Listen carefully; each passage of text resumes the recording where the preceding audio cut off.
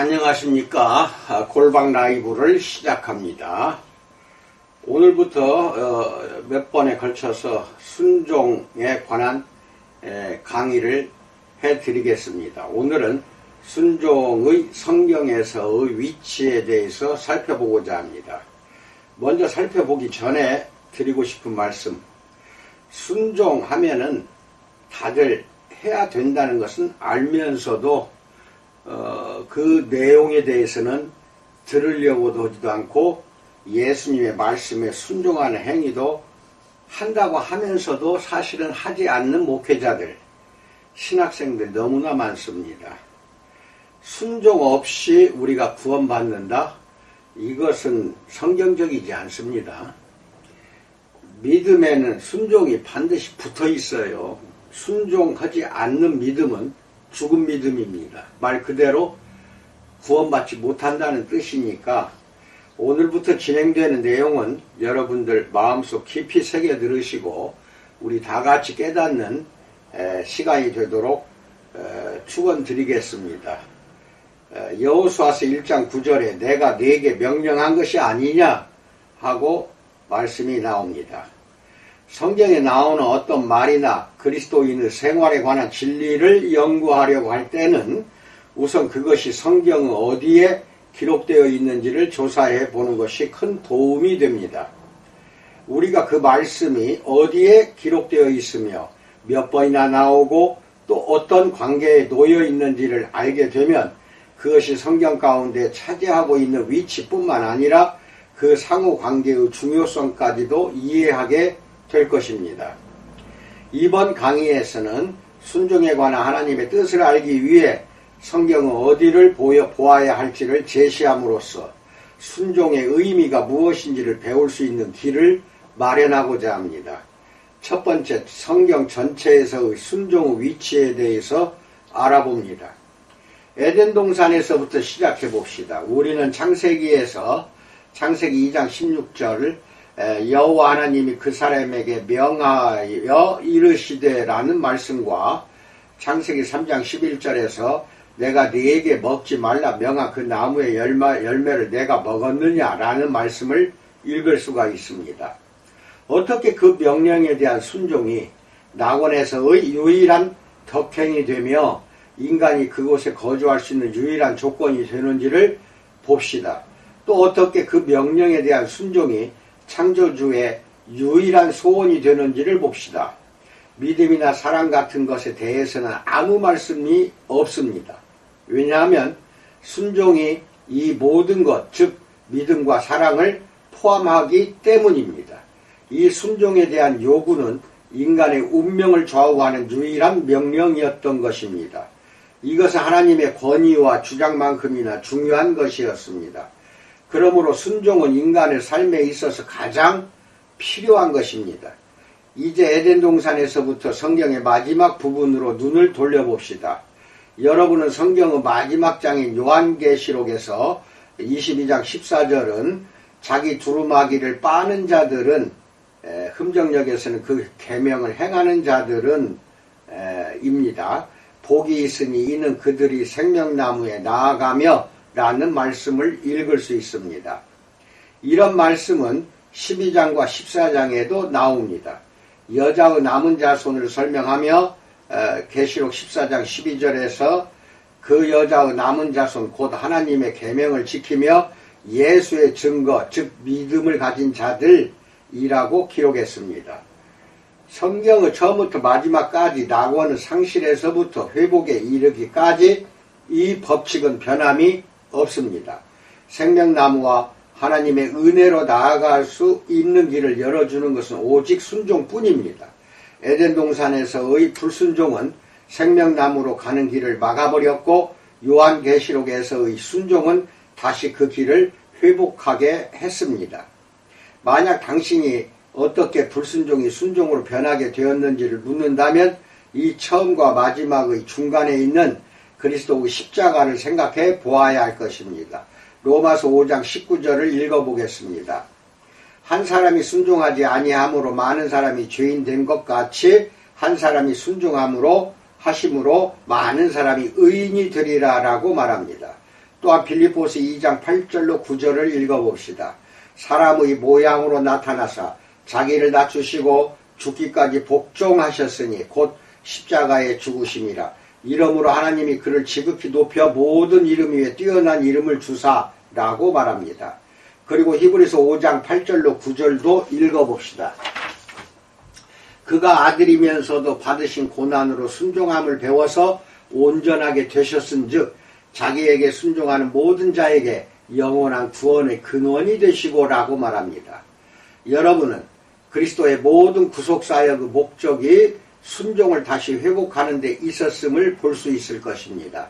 인간이 하나님께 그에 합당한 영광을 돌릴 수 있는 것은 오직 순종을 통해서입니다.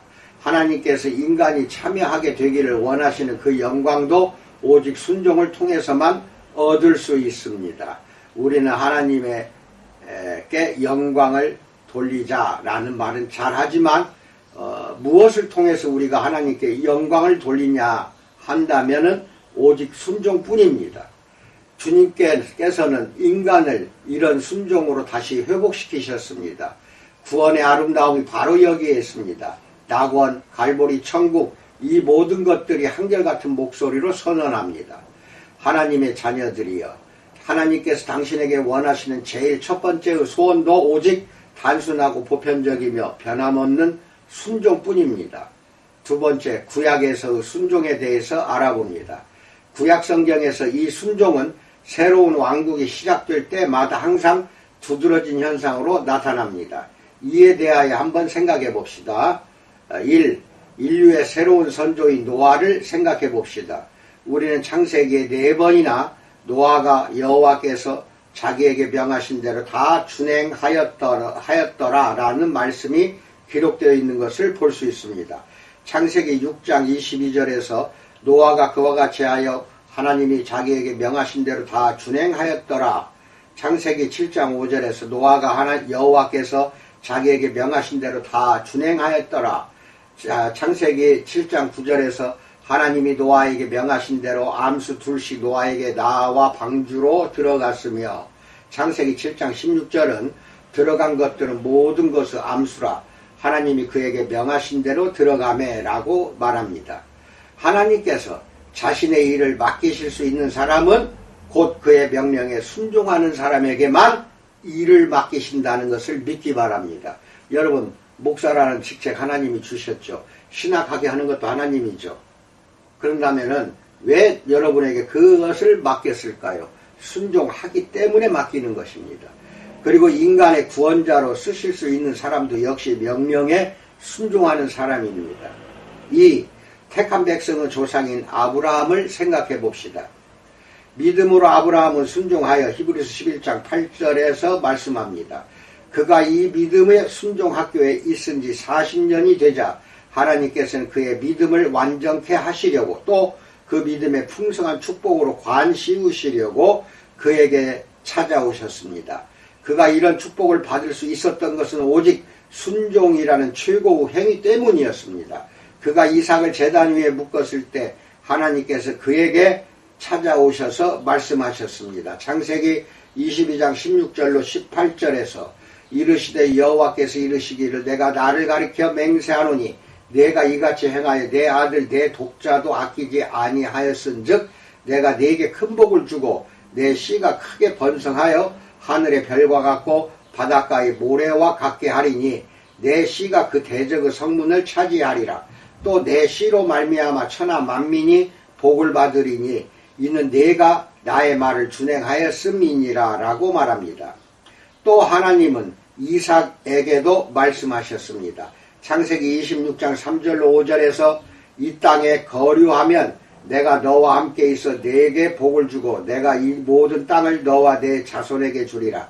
내가 내 아버지 아브라함에게 맹세한 것을 이루어 내 자손을 하늘의 별과 같이 번성하게 하며 이 모든 땅을 내 자손에게 주리니 내 자손으로 말미암아 천하 만민이 복을 받으리라. 이는 아브라함이 내 말을 순종하고 내 명령과 내 계명과 내 율례와 내 법도를 지켰음이라 라고 말합니다.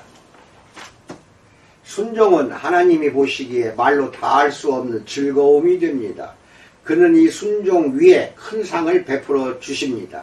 우리는 언제쯤 이런 진리를 깨닫게 될 것인가요? 우리가 세상에 복을 끼칠 방법은 하나님과 세상이 우리를 볼 때 우리의 뜻을 하나님 뜻에 완전히 맡겨버린 것으로 알아줄 만큼 완전한 순종의 사람이 되는 것입니다. 아브라함의 발자취를 따르겠다고 고백한 사람은 모두 이처럼 행동해야 할 것입니다. 3. 모세를 생각해 봅시다. 하나님께서는 시내산에서 그에게 백성에 대한 말씀을 주셨습니다. 출애굽기 19장 5절에서 세계가 다 내게 속하였나니 너희가 내 말을 잘 듣고 내 언약을 지키면 너희는 모든 민족 중에서 내 소유가 되겠고 라고 말합니다. 본질적인 문제에 있어서도 마찬가지입니다. 하나님의 거룩하신 뜻은 곧 그의 영광이요 완전함입니다. 하나님의 백성이 되는 것은 오직 순종을 통해 그의 뜻으로 들어감으로써 가능합니다. 4. 하나님의 성소를 만들던 경우를 생각해 봅시다. 우리는 출애굽기의 마지막 세 장에서 여호와께서 모세에게 명하신 대로 다 행하였더라 라는 말씀이 부분적으로 또는 전체적으로 19번이나 반복되는 것을 볼 수 있습니다. 출애굽기 40장 34절에서 이렇게 여호와께서 모세에게 명하신 대로 다 행한 후에야 여호와의 영광이 성막에 충만하게 되었습니다. 이와 같이 레위기 8장과 9장에서도 제사장과 장막을 거룩하게 하는 일에 관하여 같은 표현이 12번이나 나오며 명하신 대로 다 행한 후에야 레위기 9장 23절로 24절에서 여호와의 영광이 온 백성에게 나타나며 불이 여호와 앞에서 나와 제단 위의 번제물과 기름을 살랐다라고 말합니다. 그의 백성의 순종이 역사하시는 곳에 하나님께서 거하기를 기뻐하신 것은 두말할 필요가 없습니다. 백성들이 순종하는 가운데서였습니다. 그리고 자신의 은혜와 임재하심에 관을 씌우신 것도 그들의 순종 때문이었습니다. 5. 불순종의 대가로 광야에서 40년 동안 방황한 후에야 이스라엘은 가나안 땅으로 들어가게 되었다 라고 말합니다. 신명기에서 모세가 말한 것을 읽어봅시다. 우리는 신명기보다 순종이란 말을 더 자주 사용하는 성경을 찾아볼 수가 없습니다. 신명기 전체를 이 한 구절로 요약할 수가 있습니다. 신명기 11장 26절로 28절에서 내가 오늘 복과 저주를 너희 앞에 두나니 너희가 만일 내가 오늘 너희에게 명하는 너희의 하나님 여호와의 명령을 들으면 복이 될 것이요 너희가 만일 내가 오늘 너희에게 명령하는 도에서 돌이켜 떠나 너희의 하나님 여호와의 명령을 듣지 아니하고 본래 알지 못하던 다른 신들을 따르면 저주를 받으리라 라고 말합니다. 너희가 만일 들으면 즉 순종하면 복이 될 것이요 라고 말합니다. 그렇습니다. 이것이 축복받는 삶의 비결입니다. 낙원이나 천국과 마찬가지로 가나안도 순종할 때에만 축복의 땅이 될 수 있는 것입니다. 우리도 이런 축복을 받을 수 있다면 얼마나 좋을까요? 그러나 축복만 달라고 기도하는 자세는 경계해야 합니다. 오히려 순종에 관심을 가지십시오. 그러면 하나님께서도 축복을 생각하실 것입니다. 어떻게 하면 하나님께 완전히 순종할 수 있을까? 바로 이것이 그리스도인의 사상이 되어야 합니다. 6. 이스라엘에서 왕이 임명되던 사건을 한번 생각해 봅시다. 사울의 이야기에서 우리는 하나님께서 백성의 지도자를 세우실 때 무엇보다도 완전하고 전적인 순종이 필요함을 엄히 경계하신 것을 볼 수 있습니다.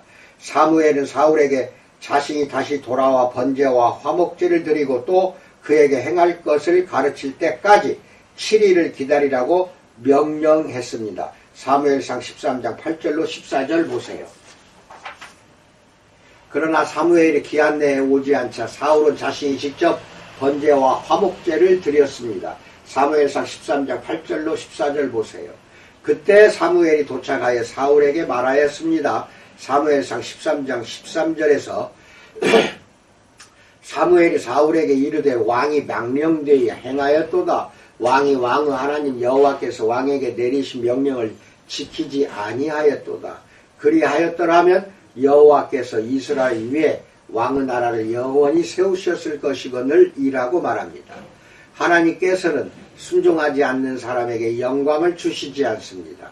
사울에게 심중에 있는 것을 보여드릴 두 번째 기회가 주어졌습니다. 아말렉에 대한 하나님의 심판을 실행하도록 보내심을 받은 것입니다. 그는 순종했습니다. 그래서 군사 20만 명을 모으고 광야로 들어가 아말렉을 멸망시켰습니다.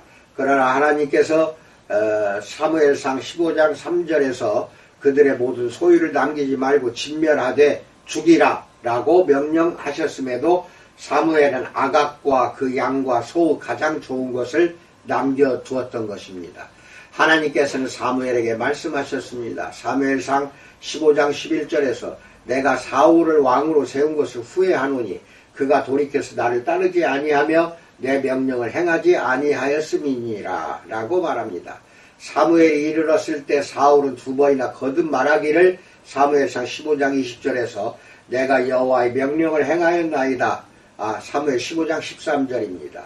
실로 여호와의 목소리를 청종하여 사무엘상 15장 20절에서 말합니다. 많은 사람들은 사울이 정말 순종한 것으로 생각할 것입니다.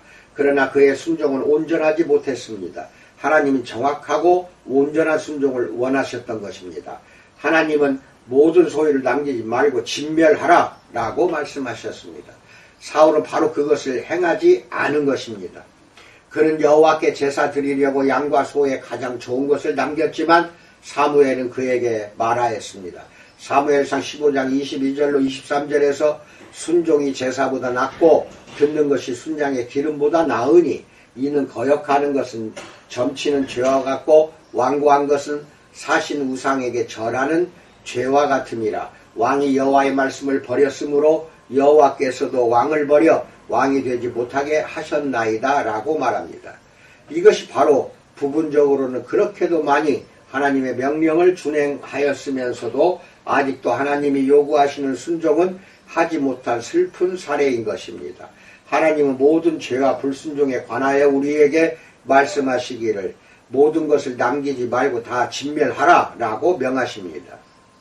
과연 우리는 하나님을 철저하게 따라가고 있는가요? 우리는 정말 하나님의 뜻에 맞지 않는 것이라면 무엇이든지 남기지 않고 다 진멸해 버리려고 애쓰고 있는가요? 하나님께서 이것을 우리에게 깨닫게 해 주시기를 바랍니다. 우리도 사울처럼 나는 정말로 순종했습니다 라고 말할 때 내가 여호와의 말씀을 버렸느니라 라는 말씀을 듣지는 않을까요? 이런 슬픔을 당하지 않으려면 적당히 신앙생활하는 것으로 만족해서는 결코 안 됩니다. 7. 구약에서 한 가지만 더 생각해 봅시다.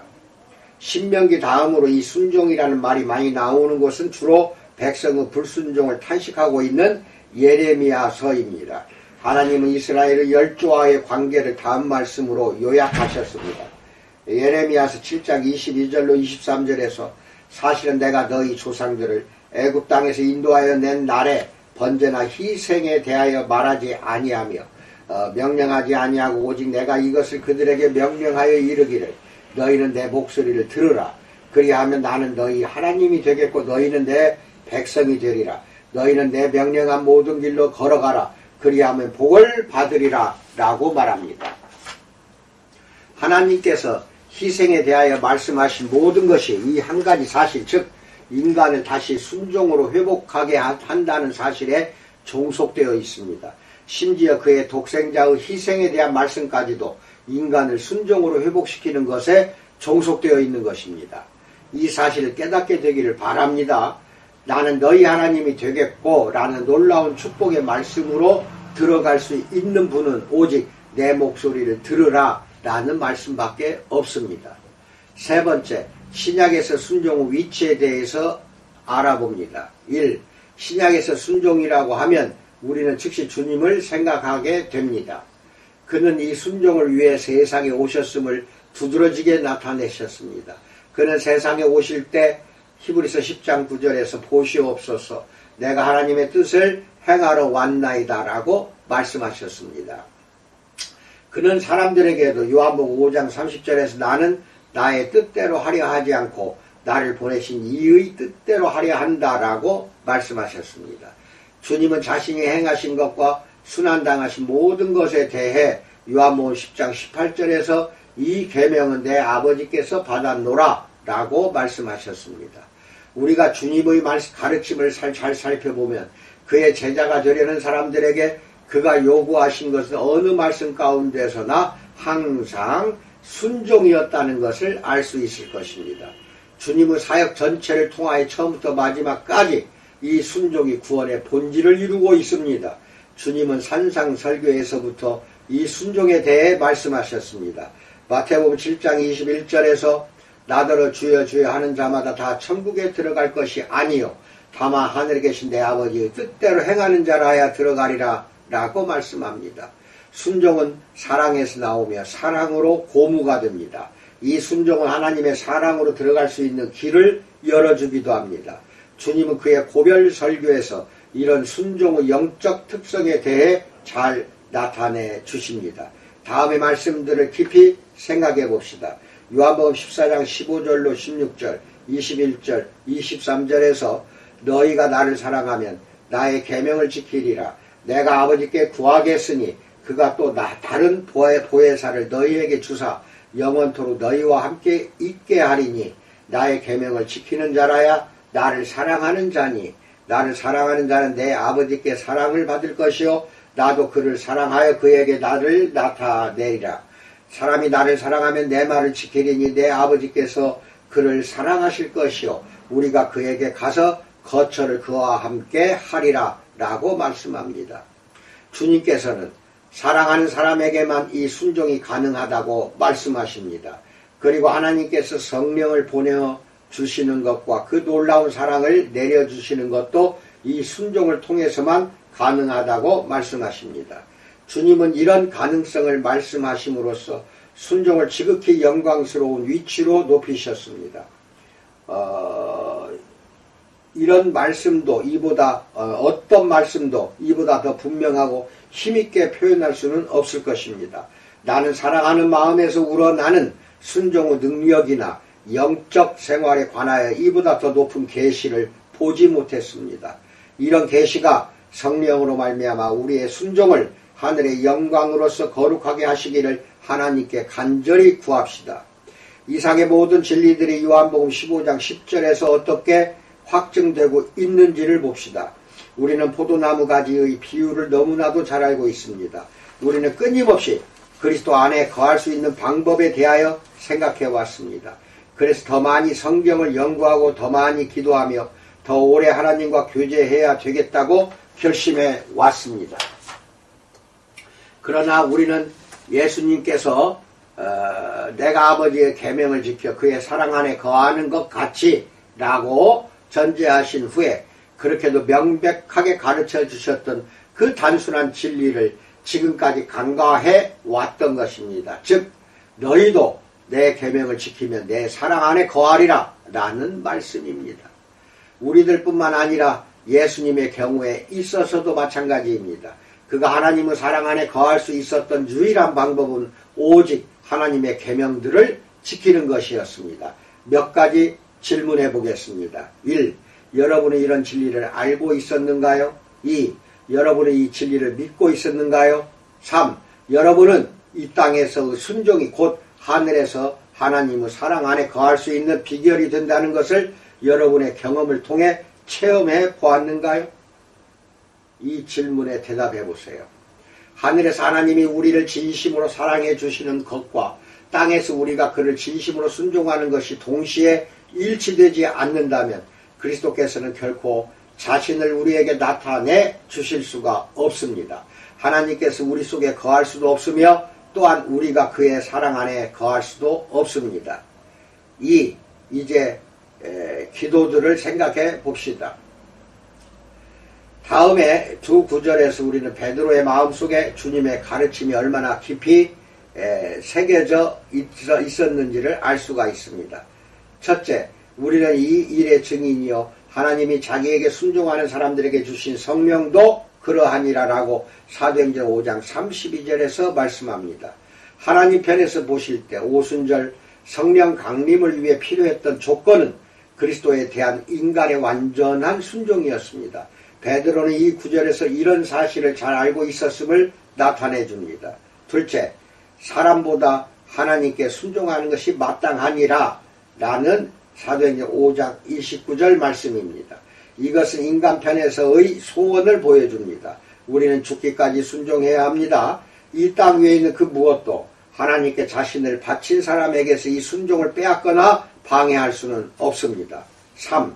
바울 로마서를 봅시다. 그는 로마서 16장 26절과 1장 5절에서 모든 민족이 믿어 순종하게 하시려고 라면서 부르심을 받았다고 합니다. 그는 하나님이 로마서 15장 18절에서 이방인들을 순종하게 하기 위하여 라고 말합니다. 역사하신 것에 관해 말하고 있습니다.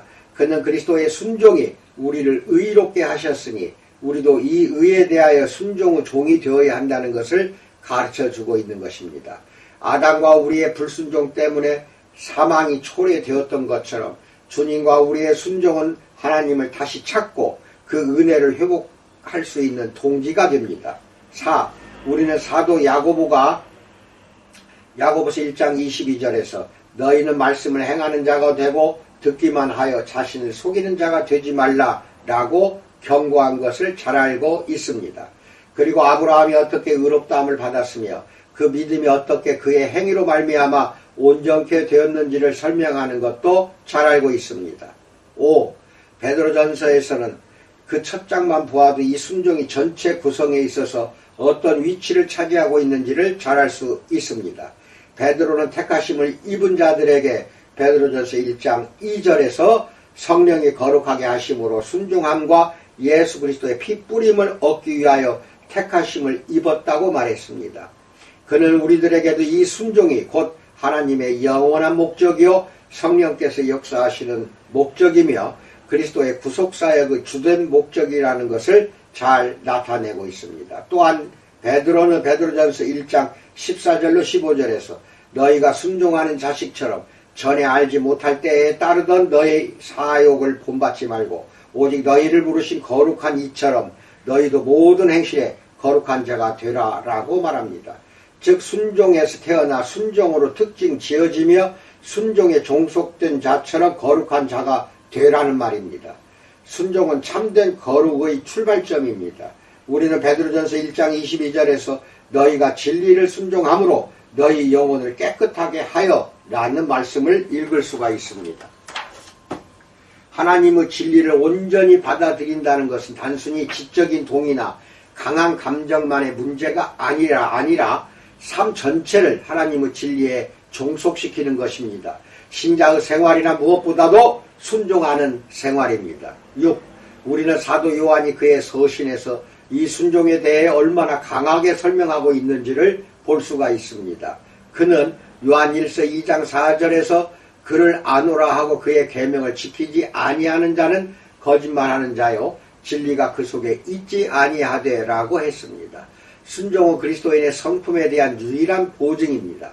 그는 또 요한일서 3장 18절로 22절에서 다음과 같이 말했습니다. 자녀들아 우리가 말과 혀로만 사랑하지 말고 행함과 진실함으로 하자. 이로써 우리가 진리에 속한 줄을 알고 또 우리 마음을 주 앞에서 굳세게 하리니 이는 우리 마음이 혹 우리를 책망할 일이 있어도 하나님은 우리 마음보다 크시고 모든 것을 아시기 때문이라. 사랑하는 자들아 만일 우리 마음이 우리를 책망할 것이 없으면 하나님 앞에서 담대함을 얻고 무엇이든지 구하는 바를 그에게서 받나니 이는 우리가 그의 계명을 지키고 그의 앞에서 기뻐하시는 것을 행함이라 라고 말합니다. 순종은 선한 양심의 비결이요 하나님께서 우리를 들으신다는 담대함의 비결입니다. 그는 또 요한일서 5장 3절에서 하나님을 사랑하는 것은 이것이니 우리가 그의 계명들을 지키는 것이라. 그의 계명들은 무거운 것이 아니로다 라고 말했습니다. 그의 계명들을 지키는 순종은 마치 외투와도 같습니다. 즉 보이지 않고 가려진 사랑이 이 안에서 그 모습을 드러내며 또한 이것으로 말미암아 그 사랑을 알아보게 되는 외투와도 같은 것입니다. 순종은 성경에서나 하나님의 마음에서나 또 그 종들의 마음에서나 다 이와 같이 중요한 위치를 차지하고 있습니다. 그러나 우리는 과연 어떠한가요? 과연 내 마음과 내 생활 속에서도 순종이 이런 위치를 차지하고 있는 것일까요? 우리는 참으로 이 순종을 우리를 지배하는 최고의 권위로 생각해 왔으며 또 참으로 하나님께서 이것을 통해 우리의 행동을 불러일으키시며 우리로 하여금 그에게 나아가게 하시는 최고의 권위로 삼아왔는가요? 모든 것을 감찰하시는 성령 앞에 우리 자신을 솔직히 비추어 볼 때 우리는 이 순종을 생활 속에서 마땅한 그 위치에 두지 않았음을 깨닫게 될 것입니다. 그리고 우리의 기도와 사역이 실패했던 것도 바로 이 순종이 결여되었기 때문이라는 것을 깨달을 수 있을 것입니다. 우리가 하나님의 더욱 깊은 은혜와 또한 그 사랑과 임재하심으로 말미암는 넘치는 기쁨에 아직도 이르지 못하고 있는 것은 바로 하나님께서 신앙생활의 출발점이자 최후의 목표로 정하신 이 순종을 실천하지 않았기 때문입니다. 이런 사실을 명심하여 이 진리에 관한 하나님의 뜻을 충분히 깨닫게 되기를 간절히 소원합니다.